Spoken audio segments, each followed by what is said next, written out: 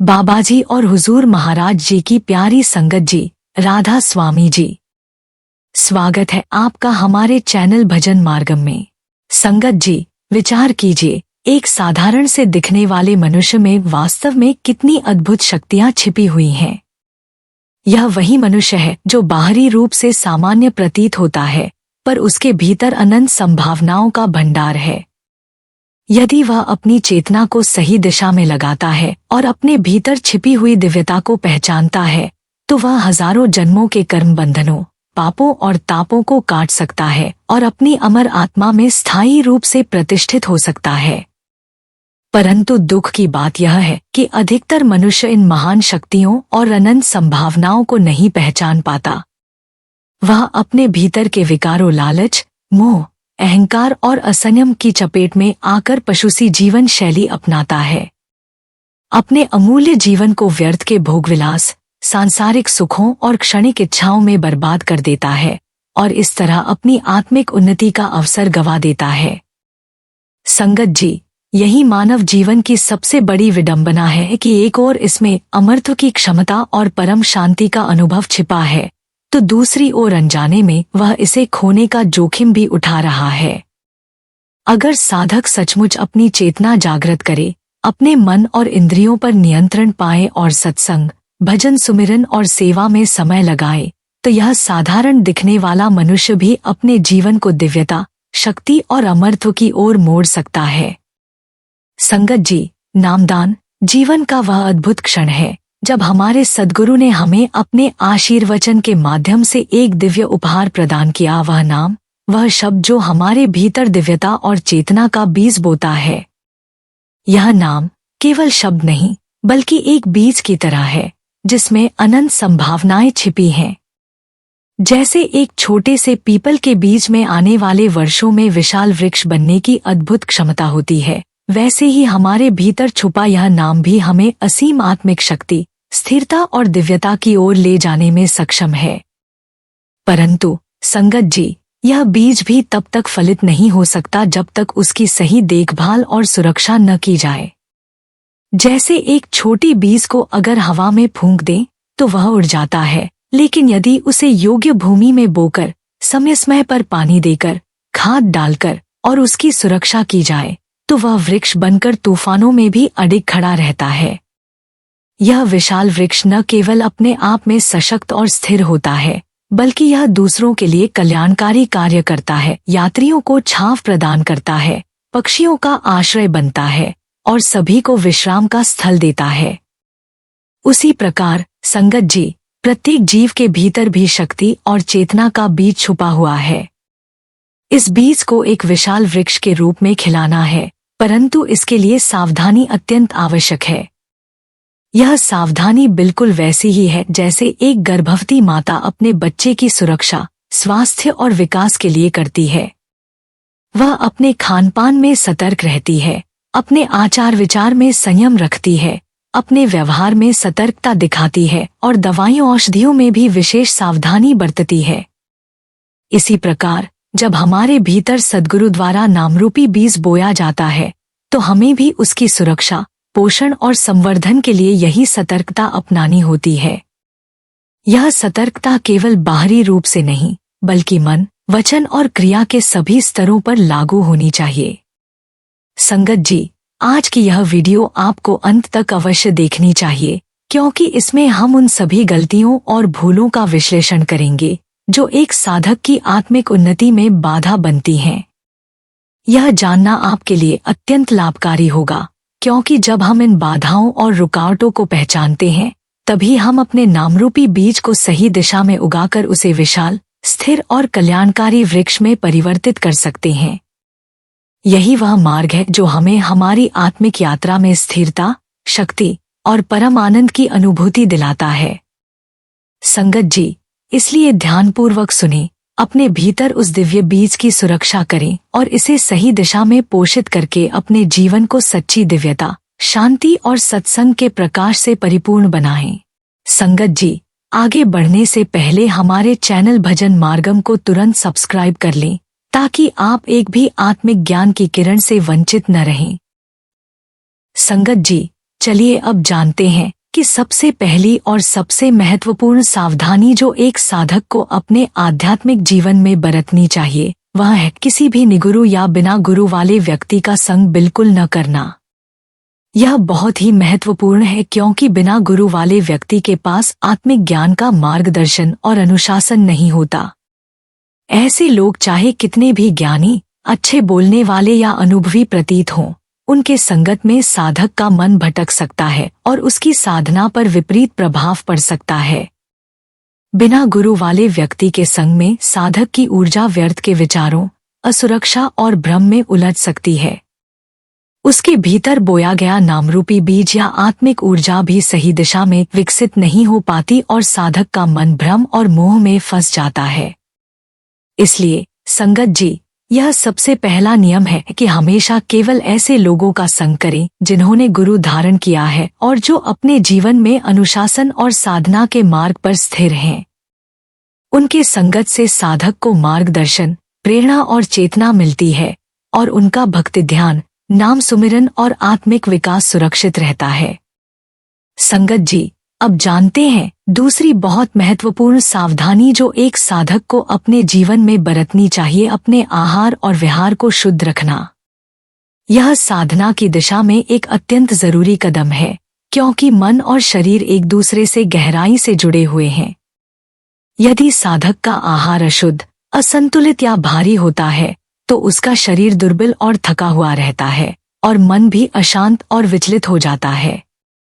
उसी प्रकार यदि उसका विहार यानी उसके रहने, बोलने और व्यवहार करने का तरीका अनुचित या असंयमित है तो उसकी चेतना की शुद्धि और ध्यान की क्षमता प्रभावित होती है। संगत जी, साधक का आहार हमेशा सात्विक और हल्का होना चाहिए जिसमें ताजे फल, सब्जियां, अनाज, दालें, दूध और घी शामिल हों। भोजन हमेशा प्राकृतिक और ताजगी से भरपूर होना चाहिए, बिना किसी कृत्रिम रंग, स्वाद या संरक्षक के। हल्का और पचने योग्य भोजन शरीर को थकान से बचाता है और मन को शांत बनाए रखता है। नमक और मसालों का सेवन संयमित मात्रा में होना चाहिए क्योंकि अत्यधिक मसाले और तीखा भोजन मन और शरीर में अशांति पैदा कर सकते हैं। इसके साथ ही दिन भर पर्याप्त मात्रा में शुद्ध पानी पीना चाहिए ताकि शरीर और मन दोनों शुद्ध और ऊर्जावान बने रहें। संगत जी, इसके विपरीत साधक को अपने आहार में उन चीजों से परहेज करना चाहिए जो साधना में बाधक बन सकती हैं। अत्यधिक मांसाहारी भोजन, मछली, तली भुनी और जंक फूड, अल्कोहल, तंबाकू और नशीली चीजें मन को अशांत और विकृत कर देती हैं। अत्यधिक मीठा और प्रोसेस्ड फूड भी मन को स्थिर और स्पष्ट नहीं रहने देता। आहार के साथ ही साधक को अपने विहार में भी संयम और शुद्धता बनाए रखनी चाहिए, जैसे कि भोजन समय पर लेना, ध्यानपूर्वक खाना, किसी व्याकुलता से दूर रहकर शांति और संतुलन बनाए रखना।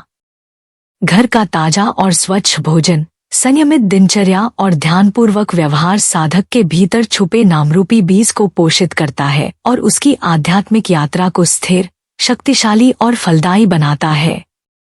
संगत जी, अब हम जानते हैं तीसरी बहुत महत्वपूर्ण सावधानी जो एक साधक को अपने जीवन में बरतनी चाहिए, काम और क्रोध से बचना और उन्हें नियंत्रित करना। ये दोनों मन के सबसे बड़े विकार हैं जो साधक की आत्मिक उन्नति में सबसे अधिक बाधा डालते हैं। यदि मन कामवासना और क्रोध के चंगुल में फंस जाता है तो साधक का ध्यान भटकता है, नाम सुमिरन और भजन में स्थिरता नहीं रहती और आत्मिक ऊर्जा व्यर्थ चली जाती है। संगत जी, यह बिल्कुल वैसा है जैसे पानी का झरना बिना बांध के बह जाए, उसकी शक्ति सही दिशा में नहीं लगती। काम या वासना को नियंत्रित करने के लिए सुझाव: अपने मन को सदैव सात्विक विचारों में लगाएं, जैसे ईश्वर, गुरु, भक्ति और सेवा के विचार। अशुद्ध दृश्य और अशुभ संगति से दूरी बनाएं। ध्यान और नाम सुमिरन को अपने दैनिक जीवन का हिस्सा बनाएं ताकि मन की ऊर्जा सही दिशा में केंद्रित रहे। संयमित आहार लें क्योंकि भारी और अत्यधिक मांसाहारी भोजन वासना को बढ़ाता है। अपने समय का सही प्रबंधन करें, व्यर्थ की इच्छाओं और कामुक मनोरंजन में समय न गंवाएं। क्रोध आने पर तुरंत प्रतिक्रिया न दें, गहरी सांस लें और शांत रहें। स्थिति को समझने की कोशिश करें और प्रतिकूल भावनाओं में फंसने से बचें। नियमित ध्यान और प्राणायाम से मन को शांत और संतुलित बनाएं। दूसरों की कमजोरियों और कमियों को समझने की दृष्टि अपनाएं ताकि सहानुभूति और धैर्य बने। अपने विचारों और शब्दों पर नियंत्रण रखें। प्रतिकार या नकारात्मक प्रतिक्रिया से क्रोध बढ़ सकता है। संगत जी, याद रखिए कि काम और क्रोध साधक के भीतर नामरूपी बीज के विकास में सबसे बड़ी बाधा है। इन्हें नियंत्रित करने से ही साधक का मन स्थिर, सजग और ऊर्जावान रह सकता है और वह अपनी आध्यात्मिक यात्रा में वास्तविक अनुभव और सफलता प्राप्त कर सकता है। संयम, सत्संग, भजन सुमिरन और ध्यान के नियमित अभ्यास से इन विकारों पर काबू पाया जा सकता है और जीवन में शांति, स्थिरता और दिव्यता स्थापित होती है। संगत जी, चौथी अत्यंत महत्वपूर्ण सावधानी जो एक साधक को बरतनी चाहिए वह है अनावश्यक बोलना, अनावश्यक देखना और इस दुनिया के पचड़ों में उलझना पूरी तरह छोड़ देना। साधक का मन जितना शांत, सरल और केंद्रित रहेगा, उतना ही वह नाम सुमिरन, भजन और ध्यान में गहराई से प्रवेश कर पाएगा।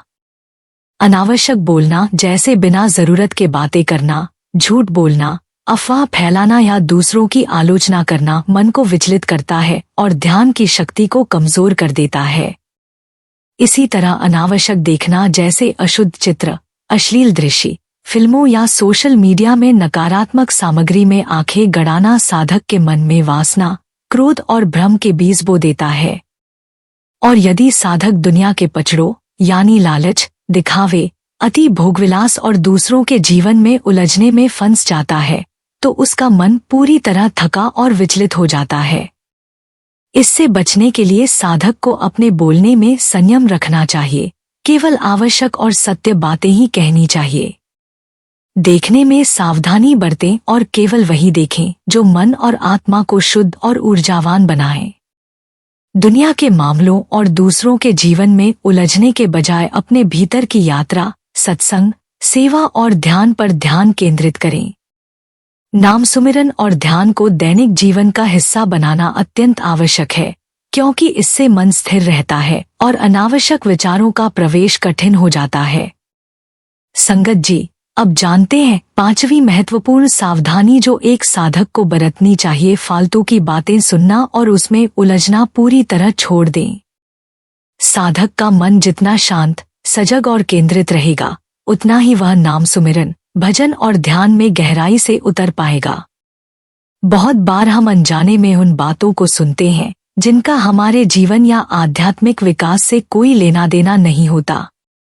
ऐसे विषय, अफवाहें, तकरार या दूसरों की व्यक्तिगत बातें केवल मन को विचलित करती हैं और ध्यान की शक्ति को कमजोर कर देती हैं।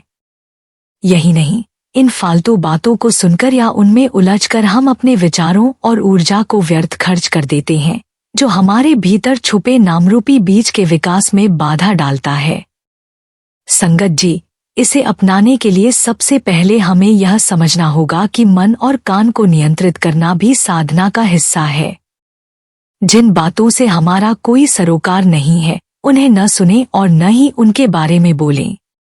जब हमें अनावश्यक बातें सुनाई दें, तो मन को तुरंत ध्यान या नाम सुमिरन की ओर मोड़ दें।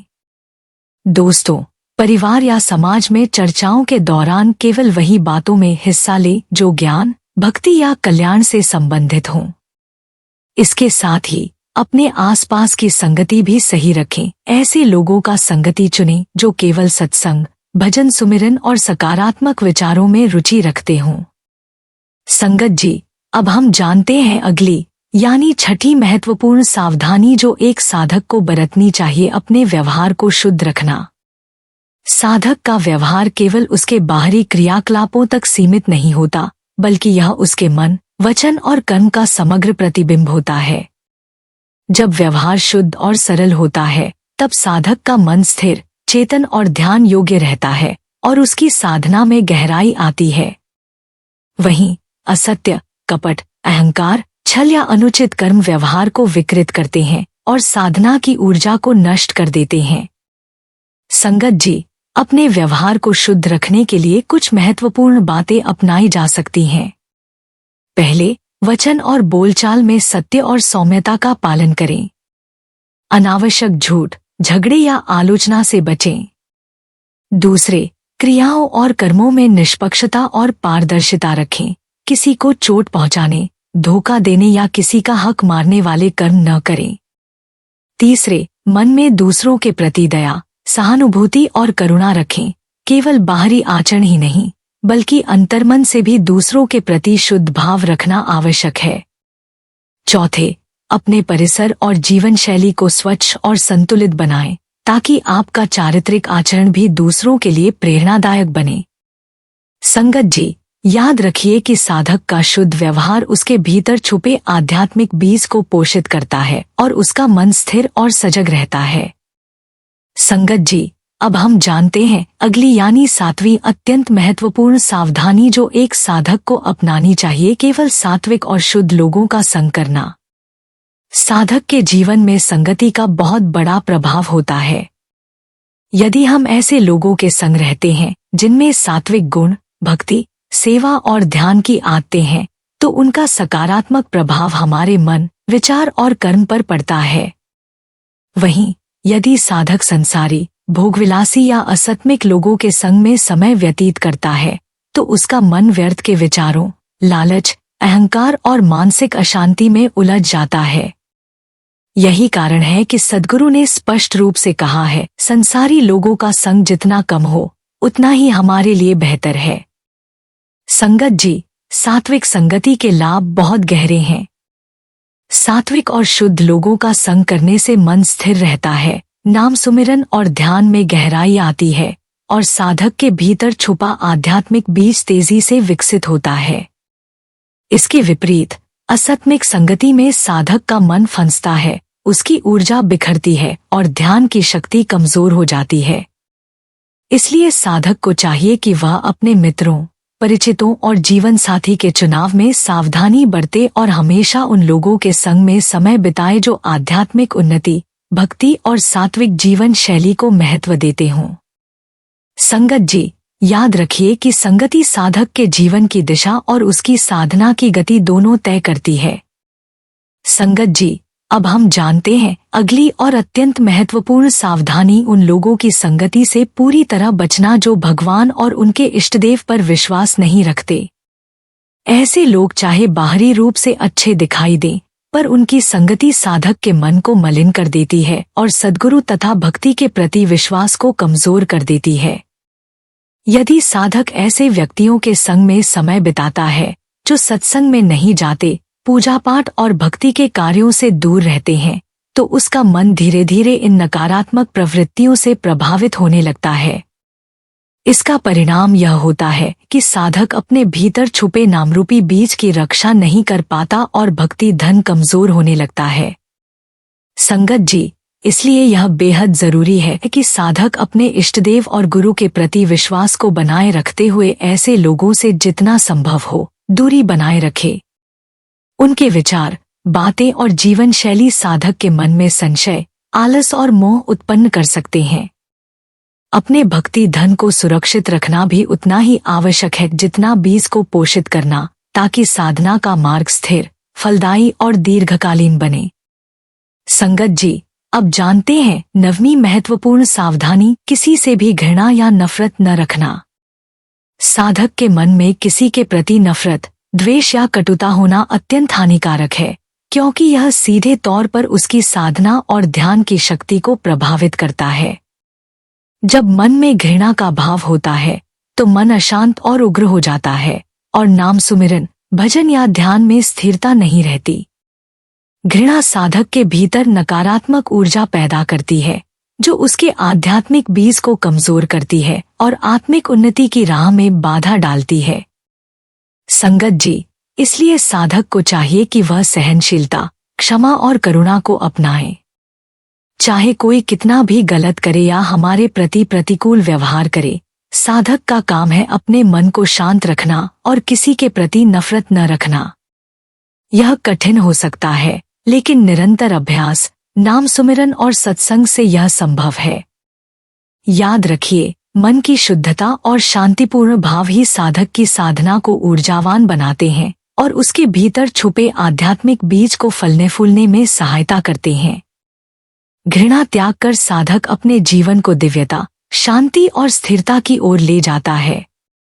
संगत जी, अब हम जानते हैं अगली महत्वपूर्ण बात, संसारी लोगों का संपर्क रखना आवश्यक है, परंतु उनके कुसंस्कार हमारे भीतर प्रवेश न करने दें। साधक को जीवन में प्रेम और सद्भाव बनाए रखना चाहिए, लेकिन यह ध्यान रखना बेहद जरूरी है कि दूसरों की बुरी आदतें, संस्कार या नकारात्मक प्रवृत्तियां हमारे मन और साधना को प्रभावित न करें। यह बिल्कुल वैसा है जैसे एक अफसर और एक चपरासी दोनों इंसान हैं, लेकिन उनकी योग्यता, ज्ञान और दृष्टिकोण अलग अलग हैं। इन्हें समान रूप से तौलना संभव नहीं। उसी तरह साधक को अपनी श्रेणी पहचाननी चाहिए और उसी के अनुसार व्यवहार करना चाहिए। अपने स्तर के लोगों के साथ उठबैठ और संवाद करें। साधक गुरुमुख, प्रेमी और श्रद्धालुओं के संगति में समय बिताएं, क्योंकि यही संगति हमारे मन को शुद्ध, स्थिर और आध्यात्मिक उन्नति के अनुकूल बनाएगी। संगत जी, यदि हम सावधान नहीं रहते तो साधना पर बाहरी प्रभाव पड़ना शुरू हो जाता है। साधना नन्हे से दीपक के समान है, जिसे हवा के हल्के झोंके से भी बुझाया जा सकता है। चारों ओर से लोग निंदा करेंगे, चुगली करेंगे, और जो चतुर और चालाक होंगे वे आपके आगे बाधाओं और कार्यों का ढेर खड़ा कर देंगे। ऐसे माहौल में साधक का मन विचलित होता है और साधना वहीं की वहीं रुक सकती है। इसलिए प्रेम और सद्भाव बनाए रखते हुए भी सावधानी, विवेक और सही संगति का चुनाव अत्यंत आवश्यक है, ताकि आपका नामरूपी बीज सुरक्षित रहे और साधना निरंतर फलदायी बनी रहे। संगत जी, अब हम जानते हैं अगली बहुत ही महत्वपूर्ण सावधानी, किसी की भी निंदा या चुगली बिल्कुल न करना। भक्ति मार्ग में उन्नति के लिए कई विकार बाधक होते हैं, परंतु निंदा और चुगली जैसे विकार सबसे अधिक हानिकारक हैं, क्योंकि यह सीधे हमारे कर्मों से जुड़े होते हैं। जब हम किसी की निंदा या चुगली करते हैं तो न केवल हम अपने मन और शब्दों को अशुद्ध करते हैं, बल्कि हम उनके अशुभ कर्मों को अपने ऊपर ले लेते हैं। अक्सर जिस व्यक्ति की निंदा की जा रही होती है उसे इसका पता भी नहीं चलता, परंतु साधक के ऊपर उस व्यक्ति के कर्मों का प्रभाव पड़ता है। साथ ही साधक के द्वारा किए गए शुभ कर्म भी उस व्यक्ति की ओर चले जाते हैं और वह बिना परिश्रम किए भक्ति के लाभ का अधिकारी बन जाता है, जबकि साधक वहीं के वहीं अटका रह जाता है। इसलिए संगत जी, जो मनुष्य भक्ति मार्ग पर चलना चाहता है और साधना में उन्नति करना चाहता है, उसे निंदा और चुगली से पूरी तरह परहेज करना चाहिए। संगत जी, अब हम जानते हैं अगली महत्वपूर्ण सावधानी, व्यर्थ बोलने और जोर से बोलने से बचना। साधक का अधिक बोलना या जोर से बोलना उसकी प्राण शक्ति और मन शक्ति को कमजोर कर देता है। जब साधक अनावश्यक बातें करता है या जोर से बोलता है तो उसकी ऊर्जा बिखर जाती है और मन एकाग्र नहीं रह पाता। इसके साथ ही व्यर्थ का देखना जैसे अशुद्ध दृश्य, अनावश्यक गतिविधियां या नकारात्मक चीजें मन के भीतर अनजाने संस्कार छोड़ जाती हैं। इसी प्रकार व्यर्थ का सुनना जैसे अफवाहें, चुगली, निंदा या अनावश्यक बातें चित्त को मलिन कर देता है और साधना की शक्ति को कम करता है। संगत जी, साधक का मन तभी स्थिर, सजग और ऊर्जावान रह सकता है जब वह बोलने और सुनने दोनों में संयम बरते। जितना हो सके केवल सात्विक, शुभ और आध्यात्मिक बातें ही सुने और बोलें। अनावश्यक और अशुभ बातें न सुने और न बोलें, ताकि मन शुद्ध और एकाग्र रहे और नाम सुमिरन, भजन और ध्यान में गहरी स्थिरता और शक्ति उत्पन्न हो सके। इस सावधानी को अपनाने से साधक का नामरूपी बीज सुरक्षित रहता है और प्राण शक्ति पूरी तरह से साधना के विकास में लग सकती है। संगत जी, अब हम जानते हैं अगली महत्वपूर्ण सावधानी, लोभ अर्थात लालच से बचना। साधक के लिए यह अत्यंत आवश्यक है कि वह अपने चित्त को चंचल और अस्थिर होने से बचाए। जब चित्त में लोभ पैदा होता है तो मन इच्छाओं, लालच और भय के प्रभाव में उलझ जाता है, जिससे साधना में अवरोध उत्पन्न होता है। इसी तरह अत्यधिक चिंता और भय भी मन को विचलित कर देते हैं और ध्यान तथा नाम सुमिरन की गहराई में प्रवेश करने से रोकते हैं। संगत जी, साधक को चाहिए कि वह उन सभी कारणों और परिस्थितियों से दूरी बनाए जो मन में लोभ, चिंता या भय पैदा कर सकती हैं। यदि संयोगवश ऐसी परिस्थितियां उत्पन्न भी हो जाए, तो साधक को अपने गुरु द्वारा दिए गए नाम का जाप और ध्यान करके अपने विचारों को मुक्त करना चाहिए। संगत जी, अब हम जानते हैं अगली महत्वपूर्ण बात, अपने आप को अपना मित्र बनाना। साधना में उन्नति के लिए यह अत्यंत आवश्यक है कि साधक सजग रहे और अपने समय का सदुपयोग करे। जीवन में थोड़ी बहुत दृढ़ता और संयम के बिना कोई भी लक्ष्य पूर्ण नहीं हो सकता। अक्सर मनुष्य दूसरों को खुश करने, मित्रों को रिझाने या झूठी वाहवाही प्राप्त करने में अपने परम कर्तव्य और साधना के लक्ष्य को भूल जाता है। ऐसे में उसका मूल्यवान समय व्यर्थ चला जाता है और वह अपने जीवन में कहीं का नहीं रहता। वास्तव में जितना समय हमारे मित्र, रिश्तेदार या अनावश्यक संपर्क हमें व्यर्थ के कामों में उलझाते हैं, उतना कोई शत्रु भी नहीं कर सकता। इसलिए संगत जी, एक साधक को चाहिए कि वह अपने जीवन में स्वयं को अपना मित्र बनाए। स्वयं के साथ अनुशासित और सजग रहना ही साधक को लक्ष्य की ओर अग्रसर करता है।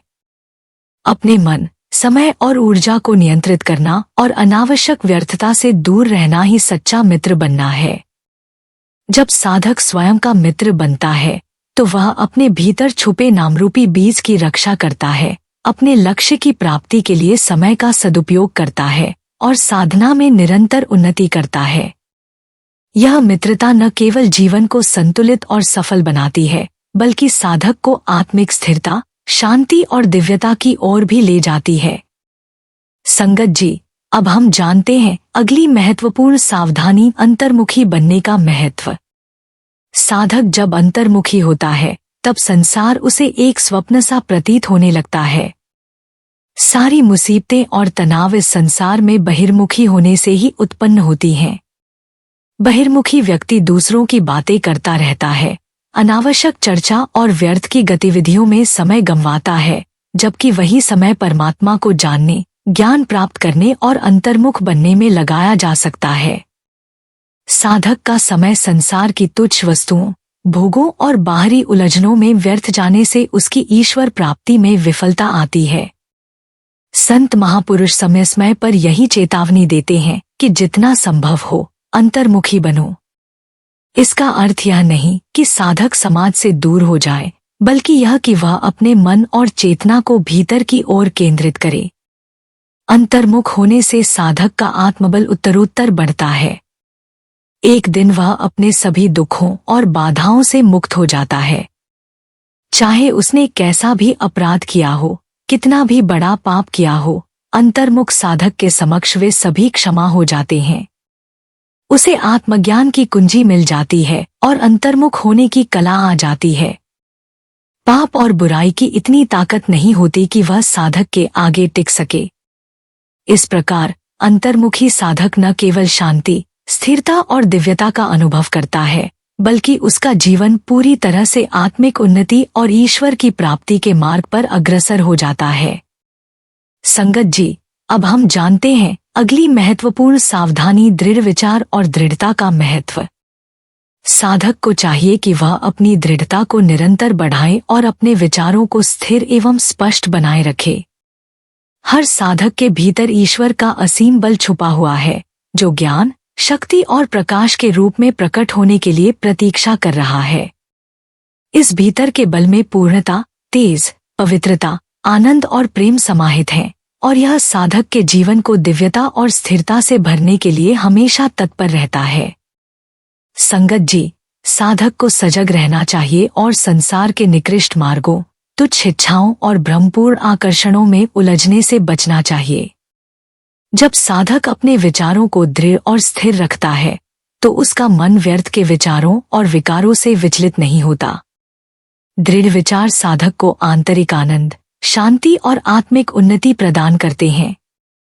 यह शक्ति केवल साधक की साधना और ध्यान में गहराई लाने के लिए नहीं है, बल्कि जीवन की हर परिस्थिति में स्थिरता और आत्मविश्वास बनाए रखने के लिए भी आवश्यक है।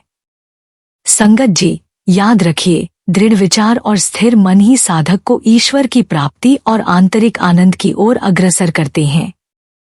संगत जी, अब हम जानते हैं अगली अत्यंत महत्वपूर्ण सावधानी एकांत प्रिय बनने का महत्व। साधक को प्रतिदिन जितना संभव हो कम से कम 2 से 3 घंटे एकांत में बैठने का अभ्यास करना चाहिए। इतिहास में उन महापुरुषों ने महानता प्राप्त की है जिन्होंने लोक संपर्क से दूर रहकर अज्ञात एकांत का सेवन किया और अपने ध्यान, योग और साधना के बल पर जीवन शक्ति का विकास किया। वही सच्चे महापुरुष बने। इसके विपरीत जिन्होंने लगातार लोगों का सतत संपर्क रखा, उनके पास केवल कोरी बातें और व्यर्थ के अनुभव ही रह गए। संगत जी, भगवान बुद्ध को ही देख लीजिए, उन्होंने लगातार 6 वर्ष तक जंगलों में अज्ञात रहकर कठोर साधना की और ध्यान समाधि में तल्लीन रहे। इसी तरह आदि शंकराचार्य, गुरु गोविंद पादाचार्य और अन्य महापुरुषों ने अपने जीवन में एकांत सेवन को अत्यधिक महत्व दिया। आज के समय में हम इतने वर्षों तक अज्ञात स्थान पर नहीं रह सकते, परंतु प्रतिदिन 2 घंटे सुबह और सोने से पहले 1 से 1.5 घंटे एकांत में ध्यान के लिए निकालना संभव है। जो लोग एकाकी जीवन का मूल्य समझते हैं, वे कभी भी व्यर्थ के संसारी झमेलों में फंसते नहीं। ऐसे साधक संसार में रहते हुए भी भीतर से एकांत प्रिय और सजग बने रहते हैं। ये लोग अपने संबंध निभाते हैं, अपने कर्तव्य करते हैं, परंतु भीतर से हमेशा एकांत में समय बिताने और ध्यान की ओर मन लगाने के लिए उत्सुक रहते हैं। संगत जी, यह साधना का मूल्यवान समय साधक को मानसिक स्थिरता, आंतरिक शक्ति और ईश्वर के निकट ले जाता है और जीवन में व्यर्थ की उलझनों से मुक्ति प्रदान करता है। संगत जी, संसारी मनुष्य नश्वर सुखों, भौतिक वस्तुओं और इंद्रिय भोगों का संग्रह करता है और हमेशा इन्हें भोगने के लिए उत्सुक रहता है।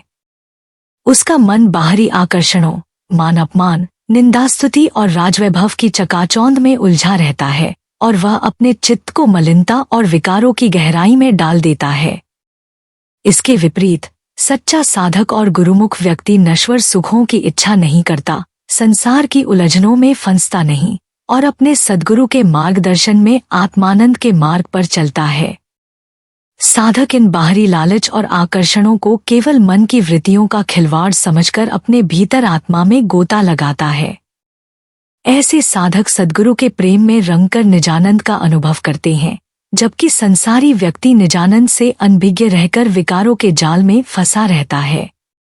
संगत जी, इसीलिए जो साधक सच्चे अर्थों में उन्नति करना चाहते हैं और संयमी जीवन बिताते हैं, वे ऐसे विकारी और संसारी लोगों के संग उठना बैठना स्वयं के लिए हानिकारक समझते हैं और उनसे परहेज करते हैं।